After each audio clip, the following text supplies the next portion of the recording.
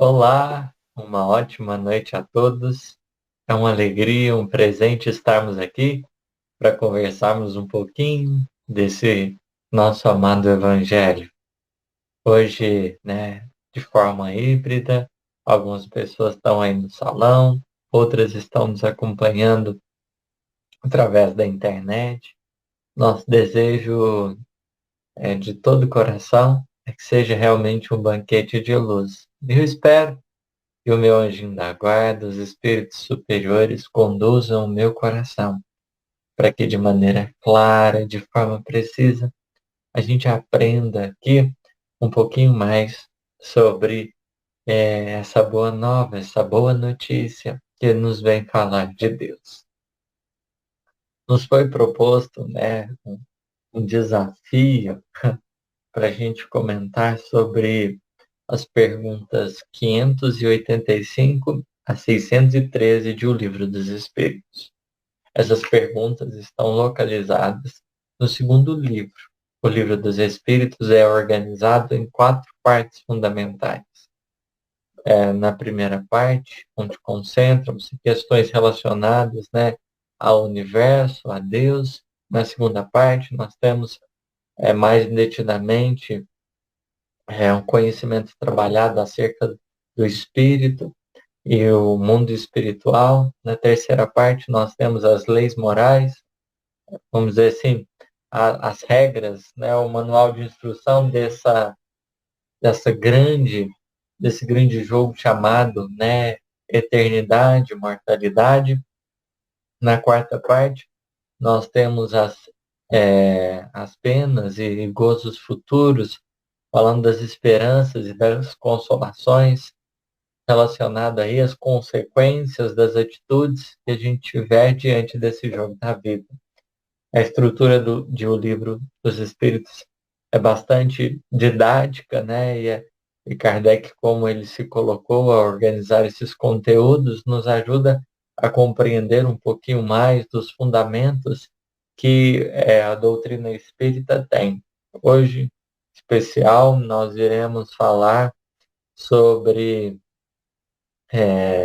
um conjunto de perguntas e respostas que estão relacionadas, ao título chamado dos Três Reinos.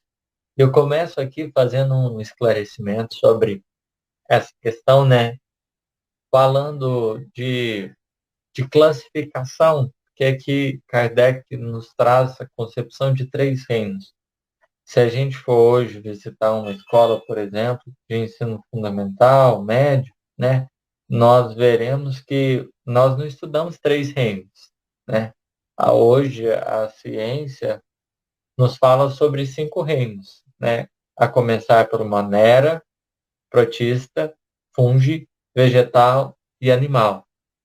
São classificações que vieram posteriores a Allan Kardec. Então, é preciso nós termos atenção e entendermos que as classificações, elas são didáticas, pedagógicas, não são absolutas e elas não tendem a refletir a complexidade total. Elas têm em vista, quando são feitas, apenas sob uma perspectiva, categorizar, porque poderiam, a depender dos critérios que seriam levados em conta, organizar as ideias de diversas formas possíveis. Então, o primeiro aspecto a considerar, no estudo que a gente vai conduzir aqui, é que, dos três reinos aqui lançados, na verdade, mineral, vegetal e animal. São três reinos aí que serão abordados, e um quarto,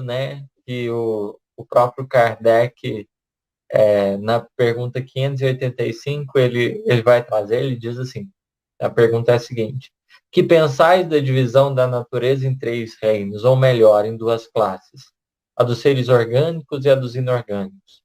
Segundo alguns, a espécie humana forma uma quarta classe. Qual dessas divisões é preferível, E os espíritos vão se posicionar acerca dessas divisões, dessas classificações humanas, e dizendo assim: todas são boas, conforme o ponto de vista. Ou seja, a depender dos critérios que estão estabelecidos, né, são boas classificações.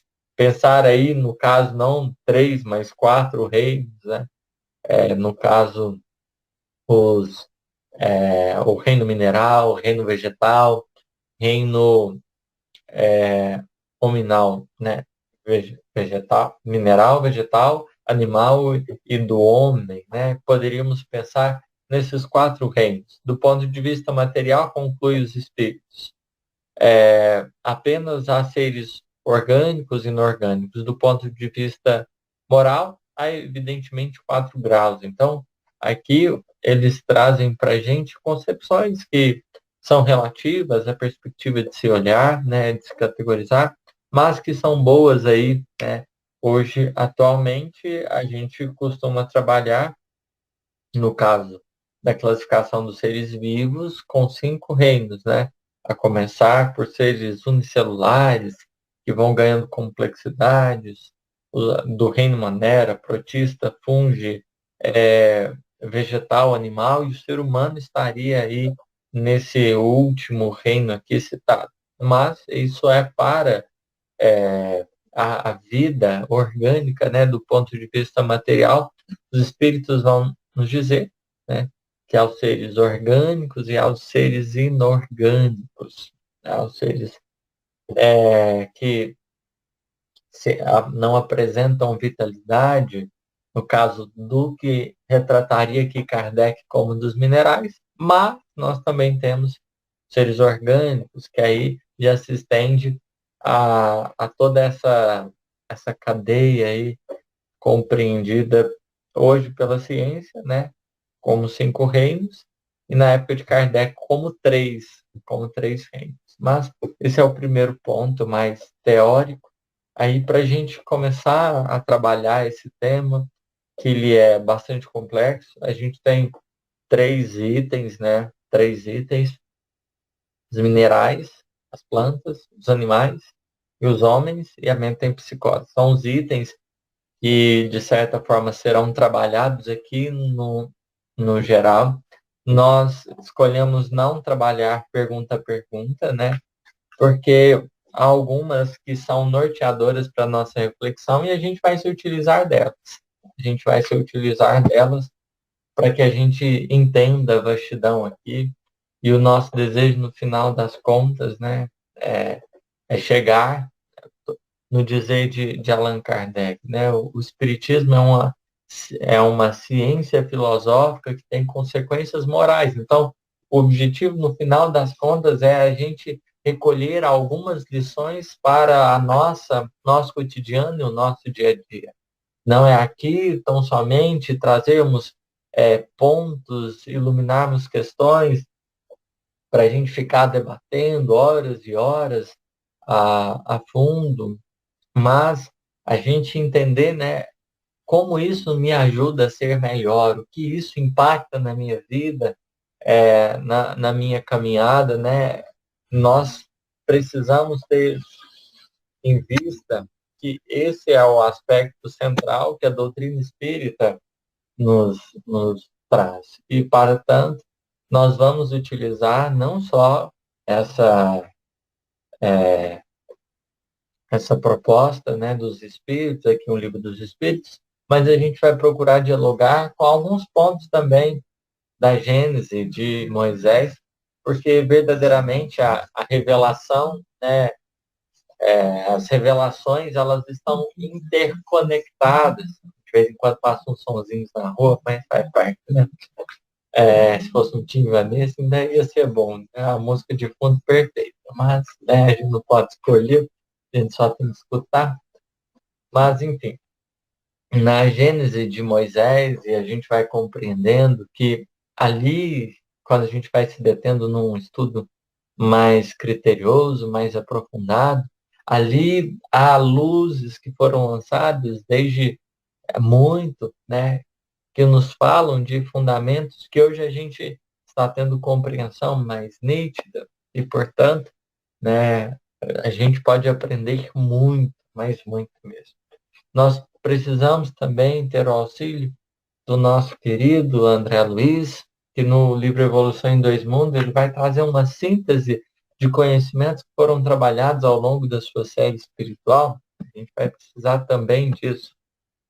E o primeiro ponto, né, que a gente gostaria aqui de trazer para começar a nossa reflexão, porque esse livro, de certa maneira, essa parte do livro, dessas perguntas em particular, eles têm um fundo. Qual o fundo? Falar sobre a evolução do princípio inteligente, e ao mesmo tempo do espírito. Esse é o pano de fundo das discussões aqui lançadas por Kardec, né? Ele está querendo compreender esse princípio inteligente na evolução, no seu percurso evolutivo. Quando a gente fala princípio inteligente, Kardec ele, ele foi bastante criterioso, porque a gente vai observar no Livro dos Espíritos, na obra kardeciana, né? Espírito com letra minúscula e espírito com letra maiúscula. Isso está ligado aí a definições, né? Porque Kardec é muito didático naquilo que ele quer tratar, que ele quer pensar. Então a gente tem espírito com letra minúscula, né? Iniciando com letra minúscula, para falar do que? Do princípio inteligente. E nós temos o E maiúsculo para falar desse espírito, dessa alma, né, que já se encontra individualizado. Nós vamos aprender, né, com a espiritualidade que primeiro, né, existe um estágio de preparação, desse princípio inteligente, que depois vai se individualizar e a gente vai ter o surgimento desse espírito com E maiúsculo, e a partir daí que vai, né, imperar no reino do homem, né, na condição de homem, detentor da razão, pensamento contínuo e uma série de faculdades que lhe são próprias. Há um progresso, há uma trajetória. E uma pergunta, né, interessante que nos ajuda a pensar sobre essa questão e que, em verdade, vai resumir aqui essa parte mais densa que a gente precisa aqui refletir, que é importante, né? É a 607, aonde na pergunta 607, nós teremos A e B, né? E a letra A, ou seja, é como se fosse uma outra pergunta dentro da 607, a A é que mais vai nos ajudar a entender um pouquinho dessa trajetória evolutiva. Na 607, na normal, na primeira pergunta da 607, questiona Kardec o seguinte: dissestes que o estado da alma do homem, na sua origem, corresponde ao estado da infância na vida corporal, que a sua inteligência apenas se desdobra e ensaia para a vida, apenas desabrocha e se ensaia para a vida. Onde passa o espírito essa primeira fase do seu desenvolvimento, né? Kardec, ele é muito curioso, então ele quer saber das coisas assim nos seus detalhes, ou seja, a alma, né, do homem, ela tem uma infância, ela tem um período aí de preparação, que é o que a gente estava já considerando, já introduzindo aí sobre a questão do princípio inteligente. Kardec quer saber aonde que passa esse período aí de preparação. E eles vão dizer, numa série de existências que precedem um período que chamais humanidade. Então, né, há um percurso que precisa ser considerado na questão. O homem não surge do nada e de repente, nossa, é isso mesmo. Não, não acontece. Na natureza, isso a gente precisa cada vez mais assimilar no nosso coração. Não existe milagre. Não existe milagre.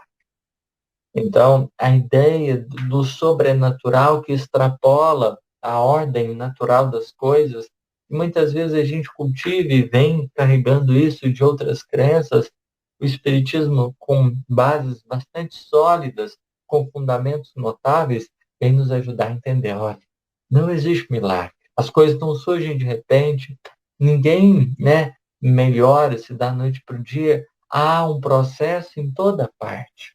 Essa é uma das primeiras lições morais que a gente pode extrair aqui, já pensando no conteúdo e na resposta que os espíritos estão nos trazendo. Em tudo na vida a gente vai ter que contar com um processo que Emmanuel, em outras palavras, né, ele vai dizer assim, não intentes, né, em burlar o espírito de sequência e gradação que existe, que impera na natureza.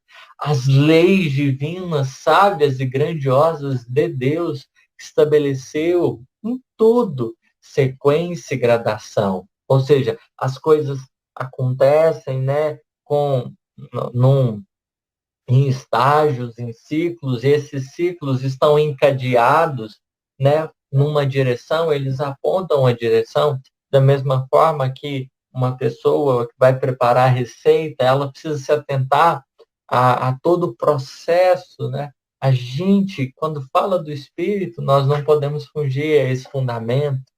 Na construção de um carro, né, na sua grandiosidade, né, há toda há uma série de detalhes a se atentar e gradualmente as coisas vão acontecendo, vai preparando a estrutura e vão elementos daqui e dali que vão se conjugando para a construção desse carro. No mesmo parâmetro, nós poderemos considerar o espírito com E maiúscula, essa alma do homem, verdadeiramente, ela percorreu aí uma trilha abençoada, uma trilha abençoada. Nós, diante das conquistas que ensejamos, nós precisaremos igualmente nos munir de paciência, porque tem coisas que às vezes a gente quer no nosso tempo e a gente vai ter que aprender a respeitar, né, essa ordem natural das coisas. Para me colher um fruto de determinada semente, há um processo de cultivo, de preparo, de assistência que nós não poderemos jamais nos esquecer. A felicidade, a paz que ansiamos para os nossos corações não será fruto de inação do nosso coração, né? Será produto de uma atividade, de tal modo, Jesus dizer para Zebedeu, por exemplo, no livro Boa Nova, olha, a nossa paz, a que eu vim trazer, ela não constitui ociosidade, né? Inércia, a pessoa fica paradinha esperando as coisas acontecer, mas é fruto de trabalho. A providência divina chama a gente para um trabalho conjunto, porque Deus trabalha, mas a gente também é chamado a trabalhar. Quando Abigail está no mundo espiritual e conversa ali juntamente com Gesiel, Estevão, com Paulo, que está num momento difícil da vida, Paulo está meio assim desnorteado, precisando de um rumo, né? Ele tinha sido rejeitado pelo pai, estava procurando reconstruir os parâmetros da vida, e ele queria compreender profundamente os desígnios do Cristo, o que lhe caberia.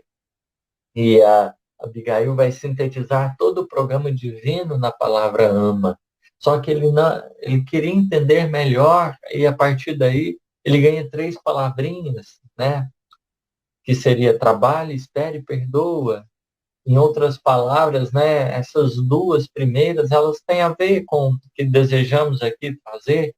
É preciso a gente trabalhar, ou seja, entregar a nossa parte, colocar-nos nesse movimento da vida, do progresso, em que as coisas se dão. A gente precisa investir, ir em busca daquilo que a gente deseja, daquilo que verdadeiramente os propósitos divinos consolidaram e cada vez mais, né, tentam consolidar para o nosso espírito. Só que não só nós trabalharemos, mas é preciso entender que Deus também trabalha. É uma construção conjunta, é uma construção conjunta. As leis divinas vão nos assessorando na elaboração, no decorrer do tempo. Então, essa infância da alma do homem, né, acontece numa série de existências que precedem o período que chamais humanidade. E aí Kardec, procurando investigar, né, no 607A, ele questiona assim: parece que assim se pode considerar a alma do homem como tendo sido o princípio inteligente dos seres inferiores da criação? Ou seja, esse princípio inteligente que percorreu aí, né, esses reinos anteriores até chegar na condição do homem, esse princípio inteligente que animou desde ser um ser unicelular e foi ganhando complexidade estrutural, aprendendo nos organismos pluricelulares, né? Elevando no grau de complexidade, chegando nos vegetais propriamente dito, até os animais, todo esse período importantíssimo dessa vida orgânica prepara fundamentalmente, né, essa infância da alma do homem. É a pergunta que Kardec, né, está fazendo, ela é muito boa. E os espíritos vão dizer: já não dissemos que tudo na natureza se encadeia e tende para a unidade?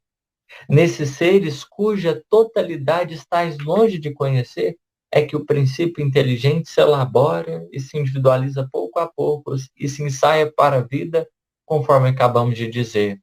É, de certo modo, um trabalho preparatório como da germinação, por efeito do qual o princípio inteligente sofre uma transformação e se torna espírito.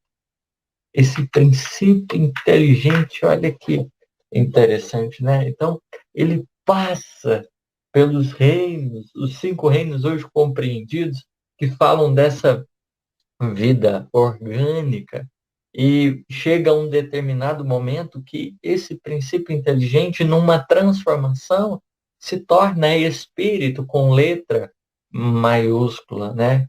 E ele se individualiza. E aí coloca os espíritos, entra no período de humanização, começando a ter consciência do seu futuro, capaz de distinguir o bem do mal e a responsabilidade dos seus atos. Assim, a fase da infância segue a da adolescência, vinda depois da juventude e da madureza. E da madureza.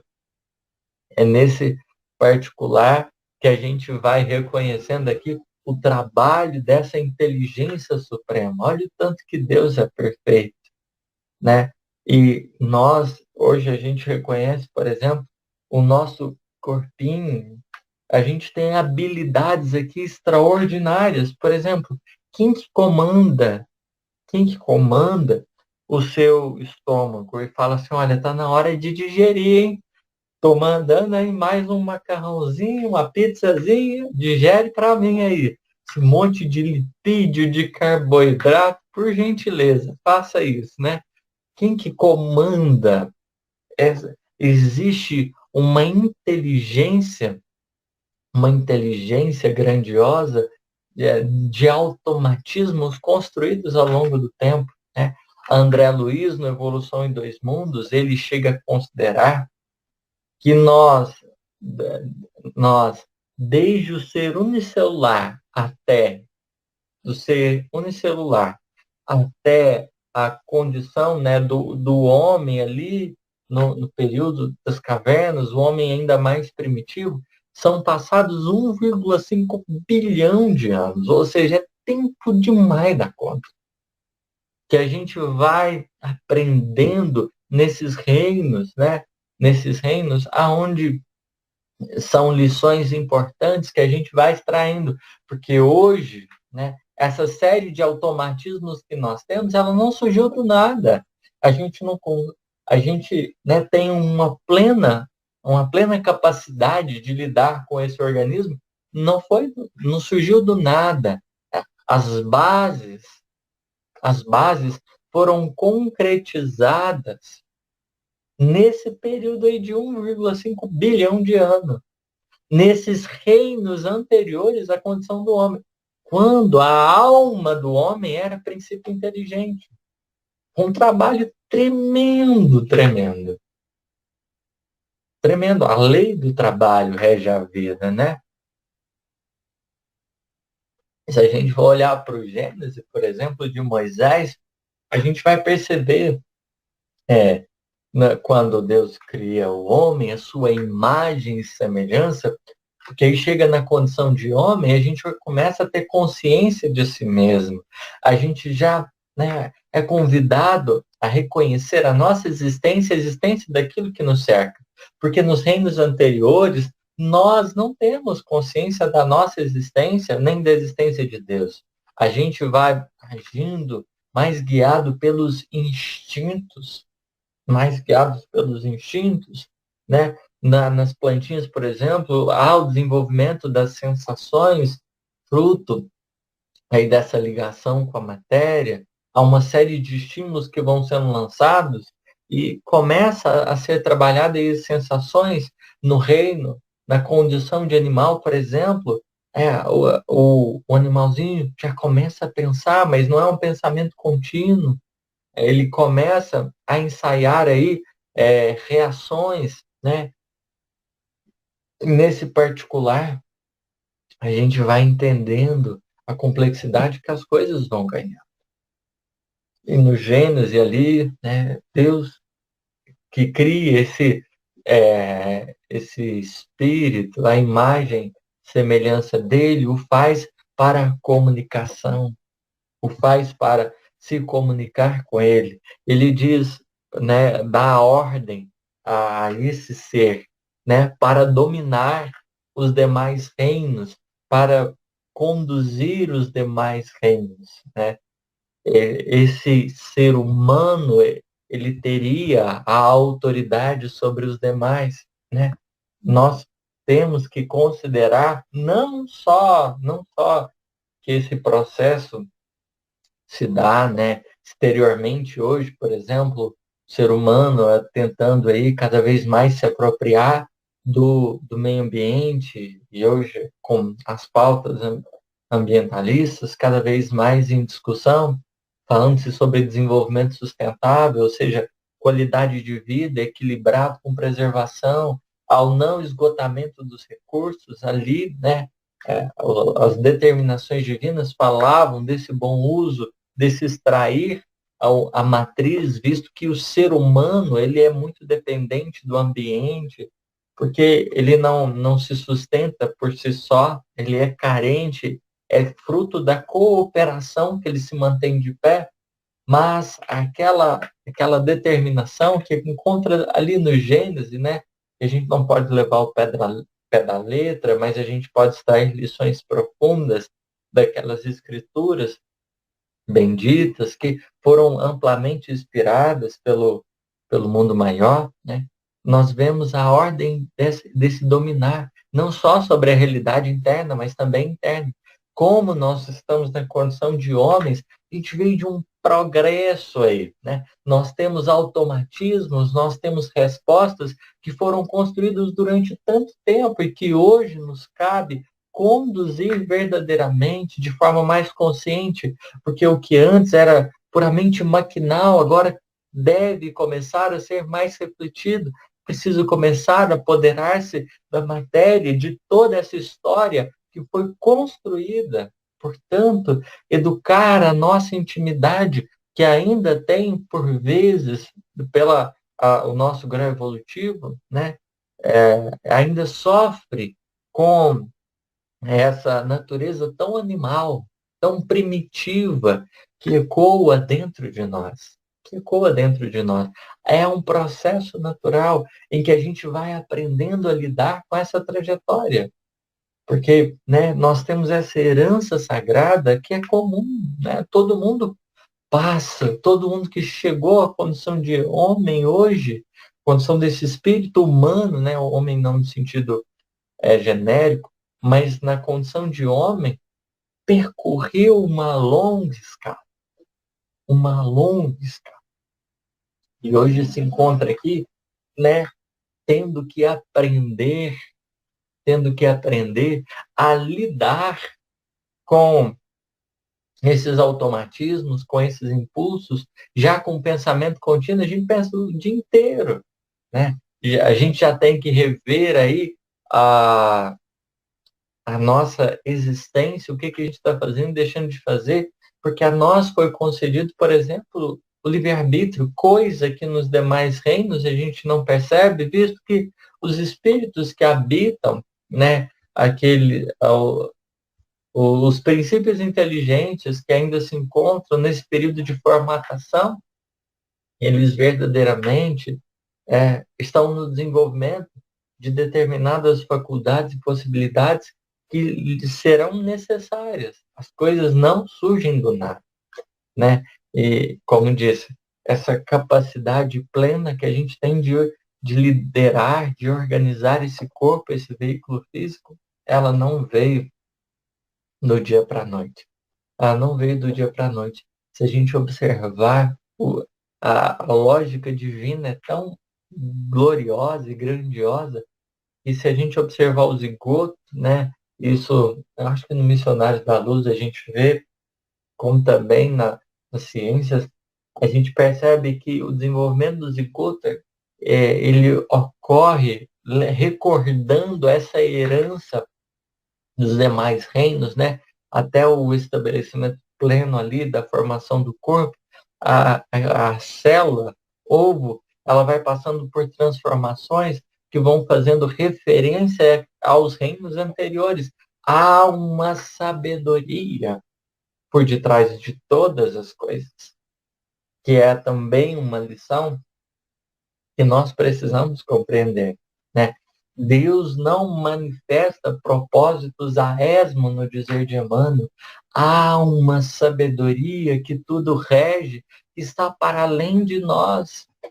Às vezes, na nossa vida, a gente passa por situações que a gente fica observando, pensando, meu Deus, por quê?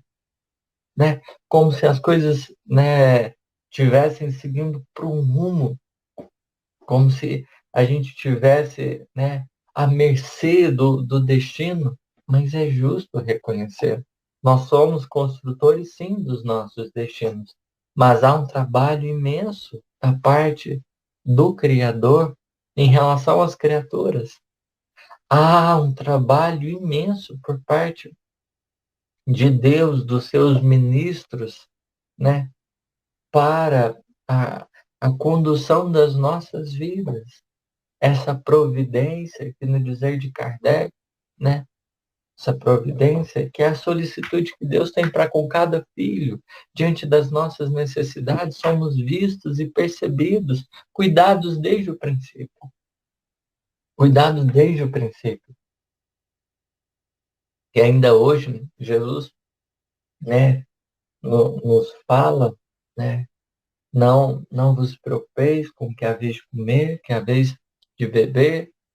Ele vai citar os lírios do campo, né? Olha, tanto que Deus vestiu eles bem. Olha o cuidado, olha a inteligência, né, que está a dirigir. É preciso, na nossa condição agora que a gente pensa, ao observarmos, ao contemplarmos a excelsitude da vida, né, e da harmonia do universo, a gente começar um trabalho maior de sensibilidade, que a gente chegou até aqui e agora, né? Nós fomos criados, nós fomos projetados para ser a imagem e semelhança divina.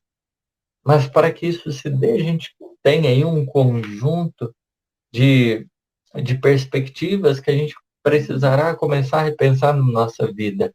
Se nos reinos em que o princípio inteligente estagia aí, não tendo liberdade, Emmanuel vai chamar isso de determinismo, né? Nós caminhamos, enquanto princípios inteligentes, sobre o determinismo divino, né? Não tinha, vamos dizer assim, a planta cumpre totalmente o seu trabalho, o animal faz completamente o que precisa, o único que tem destoado, que tem feito falsos movimentos, no dizer de Paulo, no Livro dos Espíritos, o único que tem feito intervenções indébitas, no dizer de Emmanuel, no Consolador, o único que tem, né, caminhado para fora dessa curva aí é o ser humano, que às vezes tem esquecido de quem o criou, né? Desse Pai amoroso e justo que nos projetou para sermos herdeiros, no dizer de Paulo, ou seja, para que a gente seja na posse, na plena harmonia, conexão com o universo, e assim a gente desfrute da abundância, como está dito no Éden, né? Olha, Deus dá a determinação de Adão e Eva, olha, que desfrutem. Por favor, desfrutem. Usufruam dessa abundância, porque do Criador parte esses recursos inesgotáveis. Ele não é egoísta, né? Ele não é egoísta. Ele deseja compartilhar, né? É da essência de Deus o compartilhamento, a cooperação, porque ele deu espaço para nós. Ele concede espaço para cada um de nós. A gente tem ele deu um território chamado mundo interior. É um pedacinho de terra, né, um lotezinho, a gente pode construir nele. Só que às vezes a gente esquece, né, do devido cuidado com esse mundo interior. Ele rege tudo, até mesmo as nossas almas, mas ele dá esse espaço de liberdade maior no nosso ser, que já está sendo construído há tanto tempo. Imagina, Jesus chega com a proposta do reino de Deus. A proposta do reino de Deus, né? Um doutor da lei pergunta para ele, o que você veio fazer na Terra? Ele, vim instituir o reino de Deus no coração humano. E é curioso a expressão reino, porque faz referência ao Éden. Imagina o Adão que chega na complexidade do reino, né? Só que um reino que, diferente do que Adão e Eva fizeram, né? Eles viraram as costas para Deus, obedeceram ali as determinações da serpentezinha, né? Tudo um símbolo para mostrar aonde começam as nossas falhas, porque seguindo a proposta da serpente, o desejo que Adão e Eva, que representam por vezes nós, né, foi de querer ocupar o lugar divino, destituir e impetimar o Criador do lugar dele. Ou seja, construir um reino do eu e não um reino de Deus. E não um reino de Deus dentro de si mesmos, porque eles preferiram escutar, né, a voz do Satanás, que é o adversário, a proposta que vai ao oposto, em contradição com aquilo que os desígnios divinos têm. Essa proposta de trabalho, de esforço, né? O ser humano queria o menor esforço, vou me eleger Deus e quero governar tudo. Mas isso não é possível, né? Mas a gente constantemente, diante das dificuldades que nos chegam, quantas vezes não temos nos revoltado com as pessoas, circunstâncias, com as dores? Jesus, né, de forma bastante sábia, diz, olha, para Paulo, duro é para ti recalcitrar contra o aguilhão. Ou seja, está sofrendo, né? Seu coração está sofrendo, está sendo difícil para você ficar nessa postura de revolta diante da providência divina. Porque no encontro de Jesus e de Paulo, as portas de Damasco, que ocorrerá, né? Paulo já vinha sentindo as angústias, porque aquele que, né, foge desse projeto divino de reluzir, de ser o espelho divino, né? Vai trazendo sofrimentos para si mesmo. Questão 614, né? A lei divina é o único caminho para a felicidade. Distanciar-se dela é a gente amargurar o nosso próprio espírito diante da vida. Essa rebeldia, essa revolta que tem culminado na teimosia nossa. Na teimosia nossa, que tem nos feito muitas vezes, né, a gente padecer tanto. E a gente reclama muitas vezes das circunstâncias. Duro é para ti recalcitrar contra o aguilhão. Ou seja, aquilo que está vindo te fazer crescer, Paulo.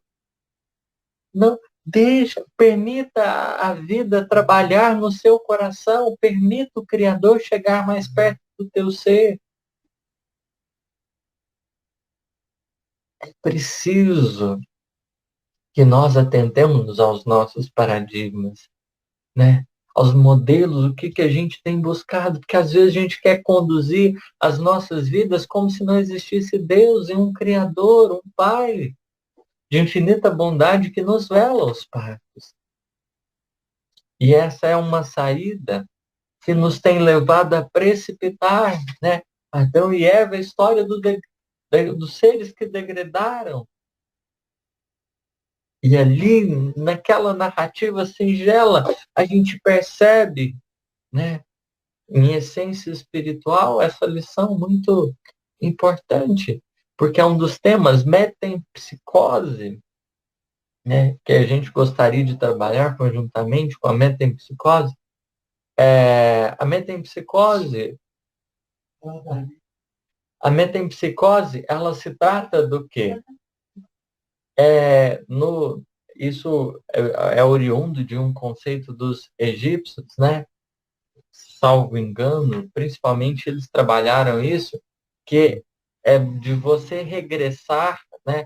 Você alcançou o reino nominal, aí você regressaria para o reino animal, né?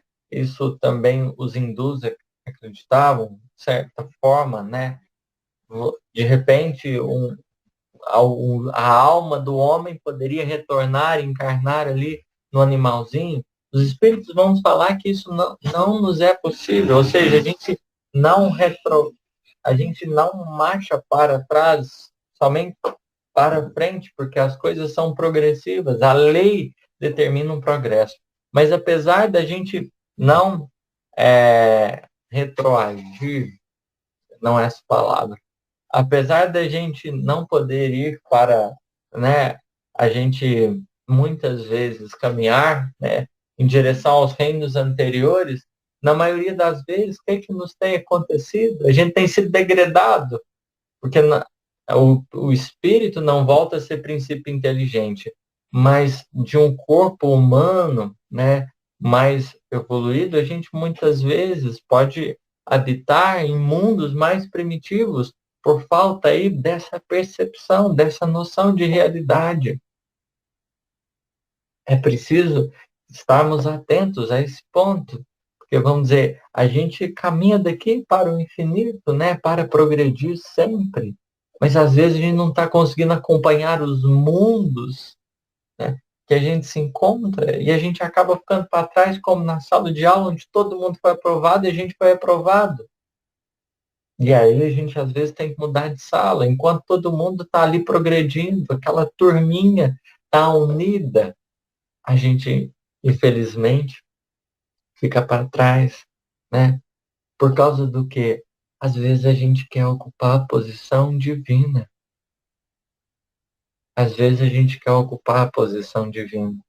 E é preciso, sobretudo, da nossa parte, um pouquinho mais de humildade para reconhecer que sim, a vida talvez nesse momento não apresenta os moldes que eu gostaria, mas a aceitação que a gente vai aprendendo a cultivar vai se tornando base legítima para os nossos corações crescerem cada vez mais. A gente às vezes tem burrado, né? Isso é danado, parecendo criança, que se revolta com os pais e fala assim, né? Eu não preciso mais de vocês e vai para dentro do quarto. A casa é de quem, né? Tá no lugar, tá na casa de quem? Dos próprios pais, né? Imaginemos nós que às vezes nos revoltamos, nos colocamos avessos ao Criador, a gente continua na casa dele e ele não nos expulsará, né? A gente às vezes vai sendo redirecionado de órbitas, ou seja, não existe a mente em psicose do ponto de vista da regressão. Nós, enquanto almas, né, nós não retornamos a sermos princípios inteligentes, a encarnar no corpo de animais, como também nós, em questão de alma, já conquistado o degrau, né, de espírito com E maiúsculo, nós não encarnamos em corpos de animais onde o estágio de trabalho é diverso, é outro. isso não é possível. Mas às vezes a gente tem sido remanejado por causa da nossa rebeldia, que a gente empaca no lugar e às vezes, né, se coloca indisposto por causa do orgulho e do egoísmo. É preciso aprender a olhar para a vontade divina, aprender com o Mestre, o Senhor da vida, que veio nos convocar para que nos atentássemos ao ponto que nós estamos. Vós sois deuses, dizia ele, ou seja, lembra da sua parte divina, daquilo que você foi projetado, chegada à condição, né, de espírito com letra maiúscula. A gente foi criado para objetivos mais altos. Por que nos demorarmos nessa mentalidade infantil? É o tempo. E aí Paulo na sua posição de aprendizado, ele considerava o mandamento que me era para a vida, eu achei que era para a morte. E muitas vezes temos reagido às circunstâncias, às pessoas, às coisas, né? Como se não existisse leis que organizam e que fundamentam toda a vida. É preciso aprendermos a reluzir a nossa parte divina. Nós teremos também dilúvios na nossa trajetória. A lei de destruição muitas vezes vai se acercar de nós. Ela age na natureza material, mas age igualmente no espírito. Não o destrói, mas o convoca para a transformação. Lei que está, né, nas leis morais que vão ser estudadas posteriormente. Às vezes a gente, por vezes, invadido aí por esse dilúvio, provas difíceis, resgates necessários, reparações devidas, que nos chegam desde o campo familiar até o campo do trabalho, campo social, político e tudo mais. Às vezes a gente fica se perguntando por quê. Só que muito mais do que a razão das coisas acontecerem, nós precisaremos estar atentos ao que nós podemos fazer, como Noé compreendeu o que lhe competia diante dos avisos, das advertências, ele foi lá, seguindo as determinações e solidificou ali o que precisava para que no momento mais difícil ele tivesse condições de passar e no terceiro andarzinho, ele soltava pombinha ainda para ver, né, se tinha terra segura à vista, era sinalização, mas naqueles, naquela construção importante e que está cheia de símbolos, a gente aprende, né? A gente consegue, nós temos condições de superar mesmo os momentos mais difíceis, porque há 2 instantes, que a gente se volta contra a paternidade divina. Há 2 instantes. Quais são esses instantes? O momento que a dor chega e o momento que as coisas não acontecem como a gente gostaria. Na verdade, o primeiro está como que inserido, a gente poderia dizer só um. Quando as coisas fogem da nossa vontade, do nosso controle, a gente costuma, às vezes, desanimar, quando não raro, alimentar essa postura de rebeldia. Observemos o quanto Deus já vem cuidando de nós. O processo é daqui para frente, mas Ele não tem preparado, né, espíritos infantis, mas corações que podem colaborar na harmonia do todo, porque o princípio inteligente que chega à condição de espírito vem para objetivos e determinações muito maiores e mais expressivas. A história do Velho Testamento, por exemplo, é Deus buscando o homem.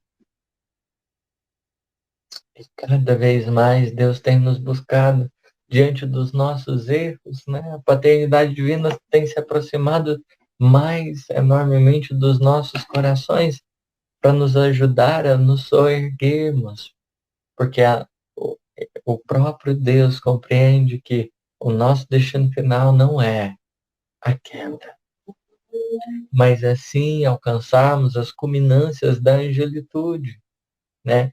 Como ministros que vão colaborar aí pela extensão da paz, mas que para isso nós precisaremos aprender a lidar conosco mesmo.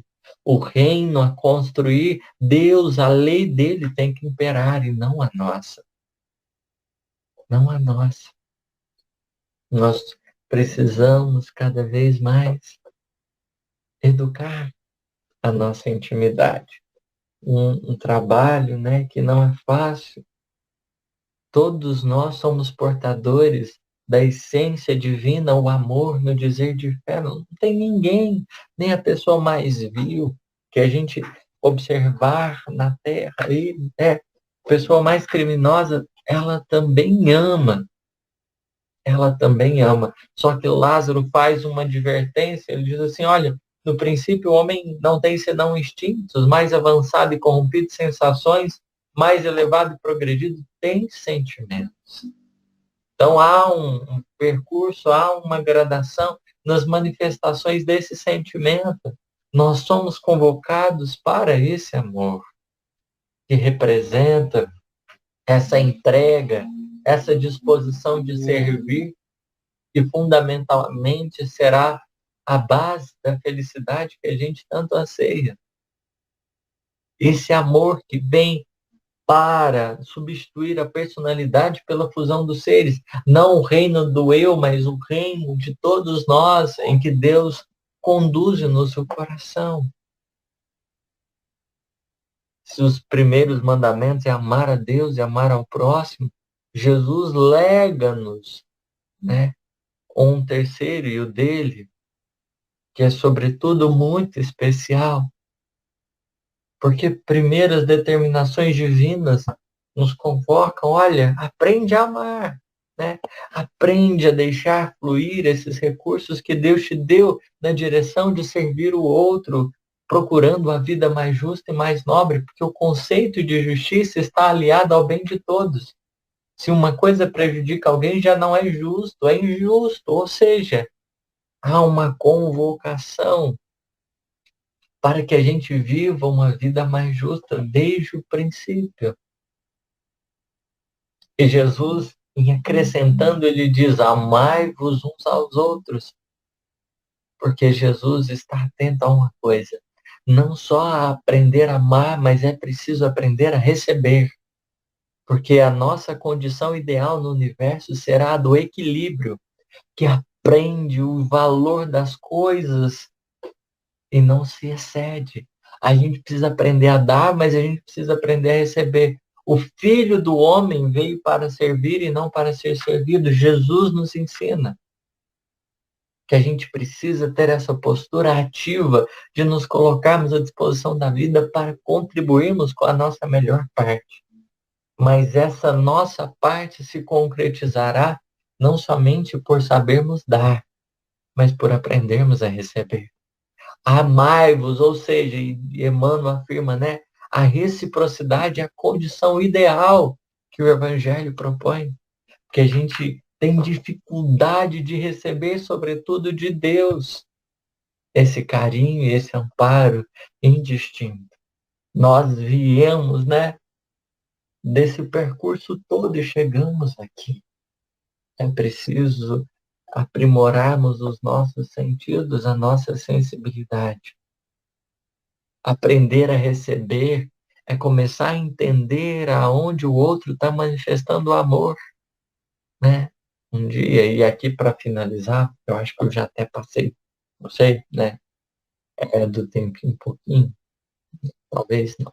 Mas enfim, um dia, um trabalho que eu tinha antigamente numa cafeteria, conversando, eu trabalhava, né, no caixa e também atendendo às mesas.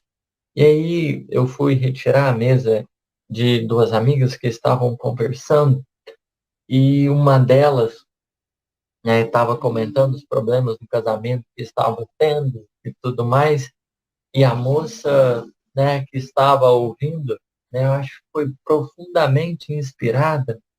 Ela disse assim: olha, né, aprenda a enxergar aonde o seu esposo está demonstrando amor, que às vezes não é da forma que você gostaria, mas alguma coisinha de amor dele está saindo. E a gente precisa valorizar, e é o fundamento do Evangelho. Não só a gente dar a nossa melhor parte, mas o nosso problema muitas vezes está no receber. Como a gente tem se colocado para receber? Às vezes a gente já tem feito, e aí a gente enfrenta problemas como reconhecimento, devolução, porque a gente ainda está tendo dificuldade de perceber como os outros manifestam amor de tal modo, porque a gente está só voltado para si mesmos. É preciso assumir a nossa condição humana, entendemos o ser consciente que fomos eleitos com pensamento contínuo, com automatismos lindos aí que nos ajudam a sobreviver na matéria, mas que nos convocam para algo a mais. Nos convocam para algo a mais, para sermos a imagem e semelhança divina, para prosseguirmos aí sem ficarmos estagnados, já que retroagir não é possível, né? É preciso atendermos à vontade do Pai, compreendendo que mesmo quando não coincidir com a nossa, essa inteligência suprema que mantém a ordem em tudo, estará nos conduzindo para o melhor caminho. Se estivermos tendo dificuldade de relacionamento com Deus, procuremos a reconciliação. O filho pródigo saiu da casa de Deus, né, pedindo a parte que lhe cabia, como se ele fosse proprietário das coisas. Nós não somos proprietários, somos administradores. Tantas parábolas Jesus contou, né?